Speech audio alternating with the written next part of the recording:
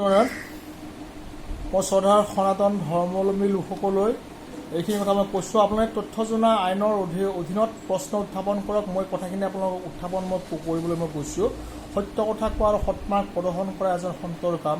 ইয়াৰ প্ৰথম কথা হৈছে, প্ৰথম প্ৰশ্ন উত্থাপন কৰক। পাকিস্তানৰ কোনোবা এটা ঠাইত এজন হিন্দু ধৰ্মাৱলম্বী লোকক গুলীয়াই মৃত অৱস্থাত পেট্ৰল ঢালি জ্বলাই আল্লাহু আকবাৰ দি কিৰিলি পাৰা সেইসকল শান্তিৰ দূত নে আল্লাহৰ দূত নে সনাতন ধৰ্মাৱলম্বী লোকসকলৰ আস্থা অনুভূতি আৰু সহিষ্ণুতাক হত্যা কৰা প্ৰৱণতাই তেওঁলোকৰ মহজব, সেইখিনি আপোনালোকে প্ৰশ্ন কৰক। ভাৰতৰ প্ৰধানমন্ত্ৰীৰ জৰিয়তে যিহেতু আমাৰ বিদেশ ৰাষ্ট্ৰত আমাৰ ৰাষ্ট্ৰদূতবিলাক আছে, তেওঁলোকক সেইখিনি প্ৰশ্ন তেওঁৰ জৰিয়তে উত্থাপন কৰক আৰু জানক, তথ্য জানক। দ্বিতীয় কথা হৈছে, সিদিনা ঈদৰ সময়ত গুৱাহাটীৰ মাজমজিয়াত G+ নামৰ এটা সংবাদ আমি দেখিবলৈ পালোঁ। তেজৰ নৈ নে কিবা ৰং সানি সেই নৈ ৰং চোৱা নৈ বোৱাই দিছিলে। সেইখিনি তথ্য প্ৰশাসনৰ পৰা আপোনালোকে বিচাৰক। সেয়া আচলতে ঈদৰ দিনাখন নন্দী বাবা আৰু গৌ মাতৃক হত্যা কৰাৰ পিছত সেই তেজৰ নৈ সেই পানীৰ লগত মিহলি হৈ বৈ আহিছিলে। সেইখিনি আপোনালোকে তথ্য জনাৰ অধীনত কৰা প্ৰশ্ন কৰক। তৃতীয় কথা হৈছে, যোৱাকালি কামাখ্যা মন্দিৰ যোৱাৰ সময়ত যিটো প্ৰশাসনৰ তৰফৰ পৰা খালী ভৰিৰে কামাখ্যা মন্দিৰলৈকে যোৱাৰ ব্যৱস্থা কৰিলে, অতি কঠোৰভাৱে তেওঁলোকে পদক্ষেপ গ্ৰহণ কৰিলে, সেয়া অসম চৰকাৰ জ্ঞাত আছিল নে? অসম চৰকাৰৰ মাননীয় মুখ্যমন্ত্ৰীক প্ৰশ্ন উত্থাপন কৰক। তেওঁ প্ৰতিটো মুহূৰ্তত সনাতন ধৰ্মাৱলম্বী লোকসকলৰ আস্থা আৰু অনুভূতিৰ কথা কৈ আছে।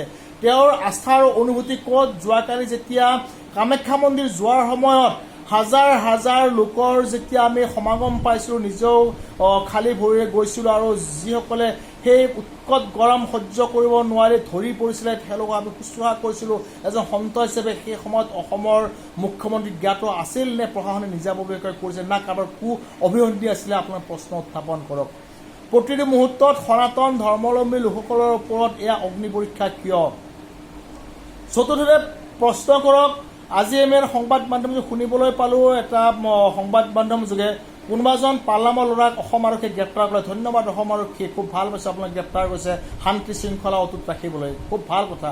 কিন্তু যেতিয়া সনাতন ধৰ্মাৱলম্বী লোকসকলৰ আস্থা অনুভূতিৰ ওপৰত আঘাত আনিছে, প্ৰতিটো মুহূৰ্তত নন্দী বাবাক গৌ মাতৃক হত্যা কৰিছে, সেইখিনি সময়ত আপোনালোকে এনেকুৱা কঠোৰ ব্যৱস্থা গ্ৰহণ কৰে নে? কোনোবা দুষ্কৃতিকাৰীয়ে যিয়ে ৰাজ্যৰ অশান্তি বিয়পাই তেওঁলোকৰ প্ৰৱণতা, তেওঁলোকে থানা ঘেৰাও কৰি অশান্তি বিয়পাই সত্যতাক তেওঁলোকে মুখ বন্ধ কৰিব বিচাৰে আৰু সেই সত্যতাক আপোনালোকে কাৰাৰুদ্ধ কৰে, কাৰাগাৰলৈ প্ৰেক্ষাপট কৰিবলৈ বিচাৰে।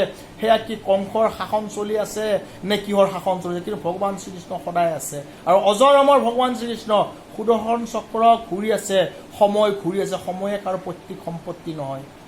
সেই সুদৰ্শন চক্ৰৰে কংসক বধ কৰিছিলে।